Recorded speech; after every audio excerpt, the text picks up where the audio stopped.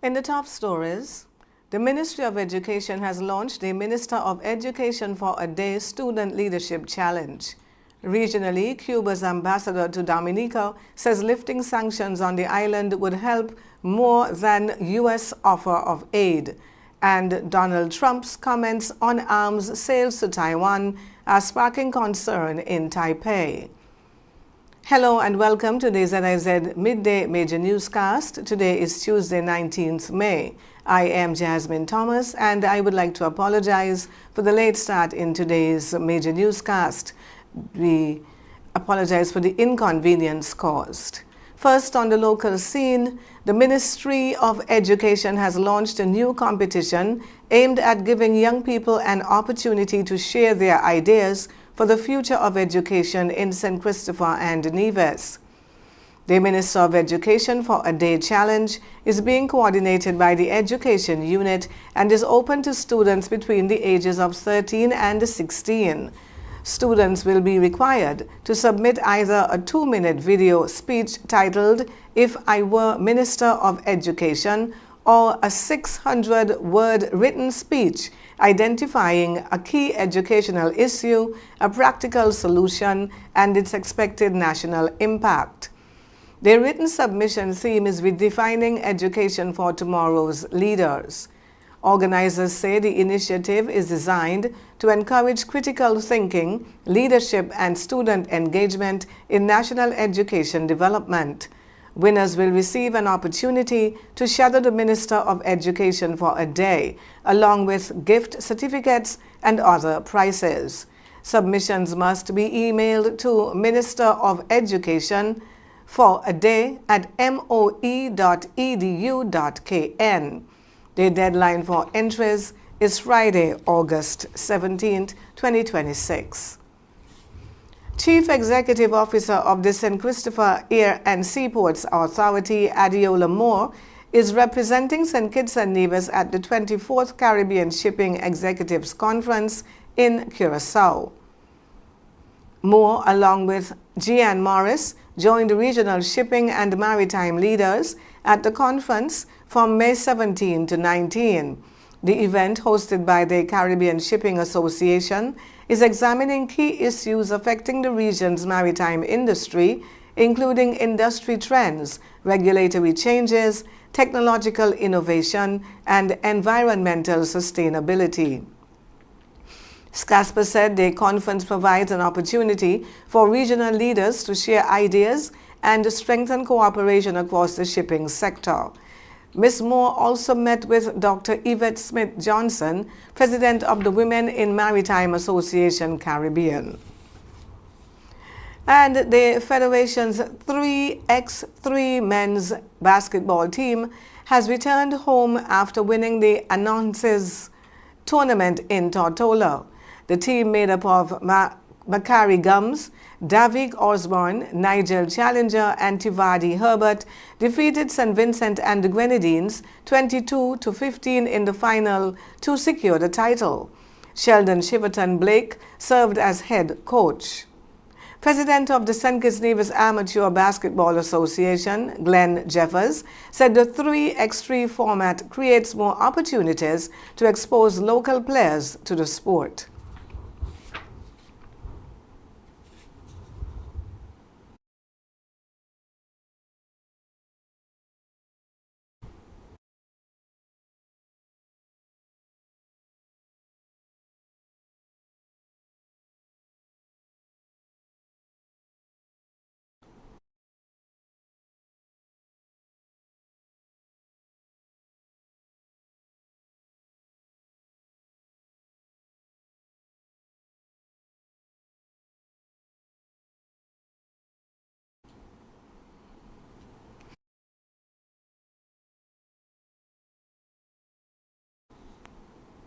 Macari Gums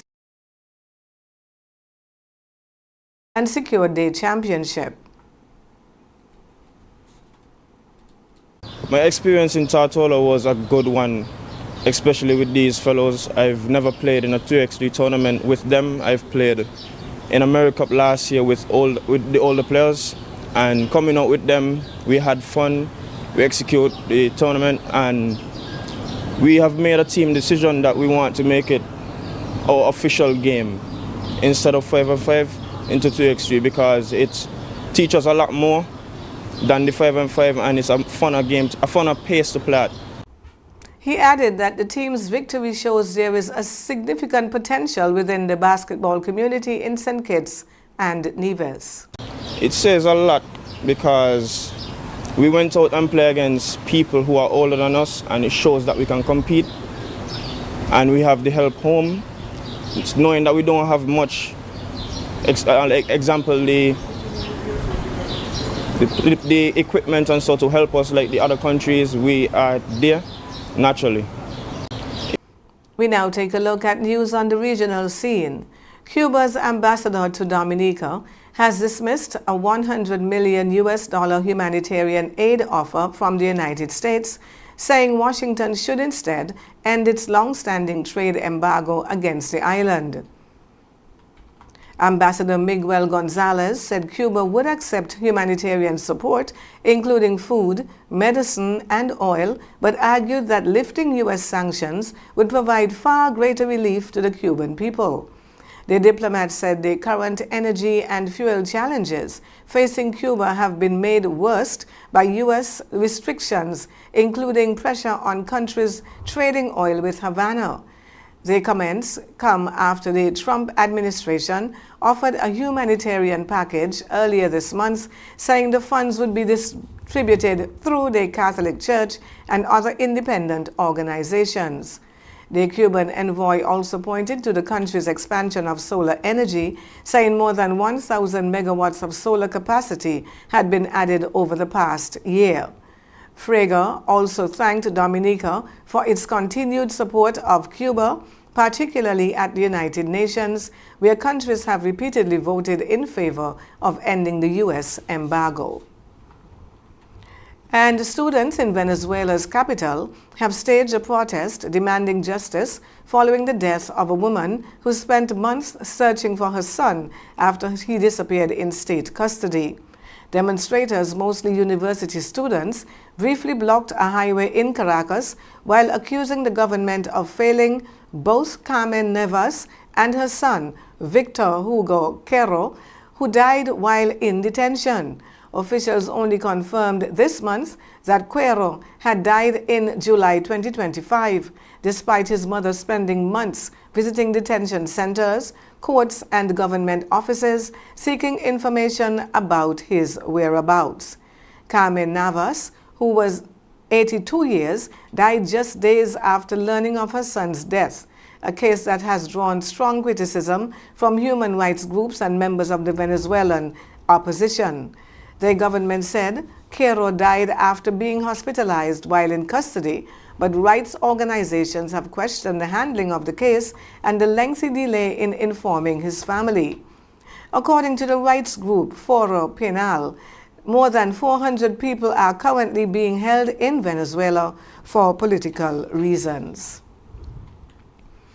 Comments by United States President Donald Trump suggesting arms sales to Taiwan could be used as a negotiating tool with China are raising concern in Taiwan. Following his visit to China, Trump described the proposed $14 billion arms package for Taiwan as a very good negotiating chip in Washington's relationship with Beijing. Trump said a decision on whether to approve the package would depend on China, adding that he was holding the matter in abeyance. Their comments have sparked concern in Taiwan, which relies on the United States as its main security partner and arms supplier. China claims self-ruled Taiwan as its own territory and has repeatedly said it could use force to bring the island under its control. Under U.S. law, Washington is required to provide Taiwan with the means to defend itself while viewing threats to the island as a matter of serious concern. Analysts warn that linking arms sales to broader negotiations with China could heighten uncertainty in Taiwan about its secure future. And finally, on the international scene, New Zealand's government says it plans to cut nearly 9,000 public sector jobs by 2029 as part of a major effort to reduce government spending. Finance Minister Nicola Willis said the plan would reduce the size of the public service by about 14%, with savings expected to total 2.4 billion New Zealand dollars over 3 years. The government also plans to introduce 3 consecutive years of budget cuts for most public agencies, reduce the number of government departments, and accelerate the use of artificial intelligence across the public sector. Under the plan, the number of public servants would fall to about 55,000 by mid-2029, down from just over 63,000 at the end of 2025. Military personnel, teachers, and doctors are expected to be exempt from the job cuts. The government, which was elected in 2023 on a promise to reduce the size of the public sector, has not yet said how the job losses would be implemented. And we now take a look at the latest weather bulletin. A trough of low pressure in the vicinity of the Leeward Islands could bring brief cloudiness and showers across St. Kitts and Nevis today and into tonight. Expect partly cloudy skies today with a moderate or 50% chance of showers. Tonight will remain partly cloudy with a moderate or 40% chance of showers. Daytime temperatures are expected to reach a high of 32 degrees Celsius or 90 degrees Fahrenheit, while overnight temperatures will fall to a low of 24 degrees Celsius or 75 degrees Fahrenheit. Winds will be from the east at 11 to 30 kilometers per hour or 7 to 18 miles per hour. Seas will range between 1.5 and 2.1 meters or 6 to 7 feet. Sunset today is expected to be at about 6:37, with sunrise tomorrow at around 5:40. And that brings us to the end of the Midday Major Newscast. Join us this evening for these stories and more. Thank you for tuning in. I am Jasmine Thomas. God bless you.